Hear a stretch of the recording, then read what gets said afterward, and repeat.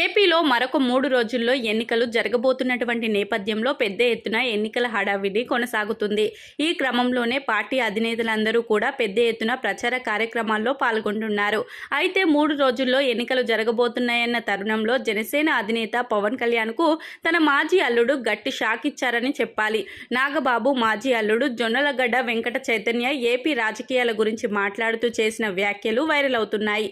నిహారికను పెళ్లి చేసుకున్న తర్వాత వెంకట చైతన్యకు భేదాభిప్రాయాలు రావడంతో తనకు విడాకులు ఇచ్చి విడిపోయారు. ఈ క్రమంలోనే మెగా ఫ్యామిలీ గురించి ఈయన మాట్లాడుతూ చేసిన వ్యాఖ్యలు సంచలనంగా మారాయి. ఈ సందర్భంగా చైతన్య మాట్లాడుతూ జనసేనకు ఎవరు ఓటు వేయవద్దని కోరారు.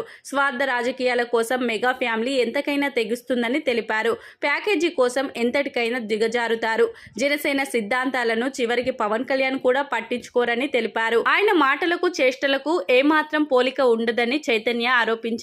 ఇక పవన్ కళ్యాణ్ కు పోటీగా పిఠాపురంలో ఎంతో మంది ఆర్టిస్టులు ప్రచారం చేస్తున్నారు. అయితే వారందరూ కూడా భయంతోనే ప్రచారం చేస్తున్నారని తెలిపారు. జనసేన అధినేత పవన్ కళ్యాణ్ చంద్రబాబు నాయుడు కనుసైగల్లోనే పనిచేస్తున్నారని తెలిపారు.